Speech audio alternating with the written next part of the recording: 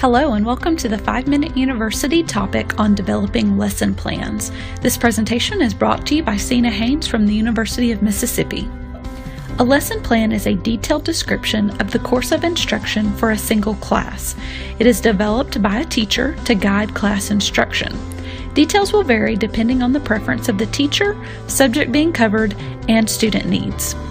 It should include the goal, what students should learn, how the goal is reached, or methods and processes, and the measurement of how well it is reached, worksheets, homework, exams. A lesson plan helps you manage your effort, can save you time, and can be revised again for the future. Using a lesson plan will keep you on task and streamline how much material you use in providing instruction. So how do we build a lesson plan? It is an easy 6-step process.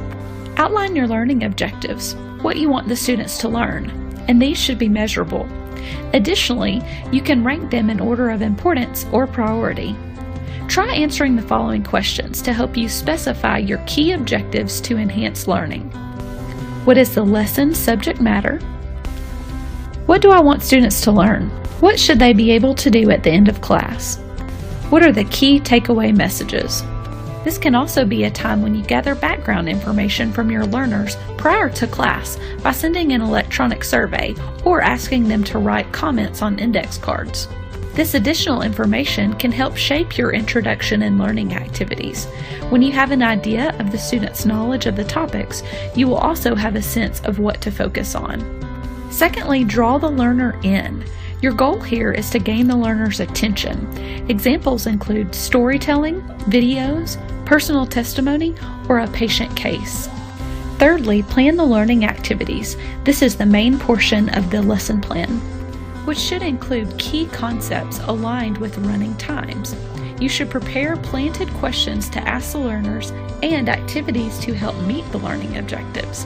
In designing learning activities, ask yourselves these questions. What will I do to explain the subject matter? How can I engage the learner in this subject matter? What real-life examples, situations, and stories can I incorporate into the lesson plan?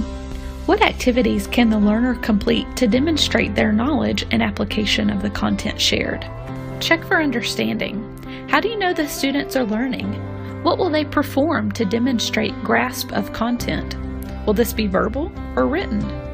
This should align with your learning objectives and planned summative assessments. Remember to summarize main points. You or the students can do this during class or before class to preview the next lesson. Lastly, make a realistic timeline. Avoid covering too much content or too many objectives.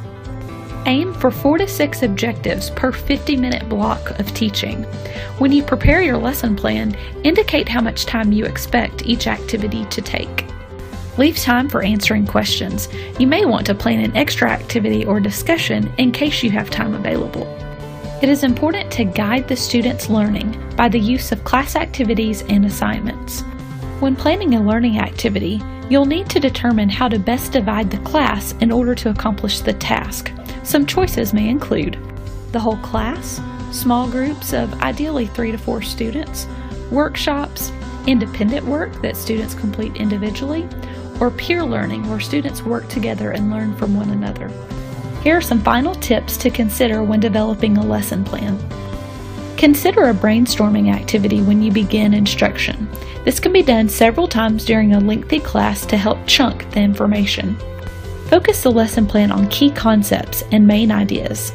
Use activities, questions, and discussion to help scaffold and chunk information. Provide guided and unguided practice to help formatively assess what your students know.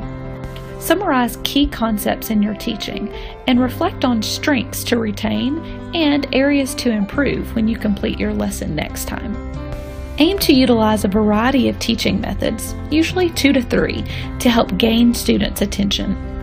Finally, individuals remember more of what they are taught first and last, so use this to your advantage when prioritizing the content for instruction. This concludes our time for 5-Minute University. After completing a short survey on the next page, you can access the handout full of great resources to get you started with lesson planning in your classroom.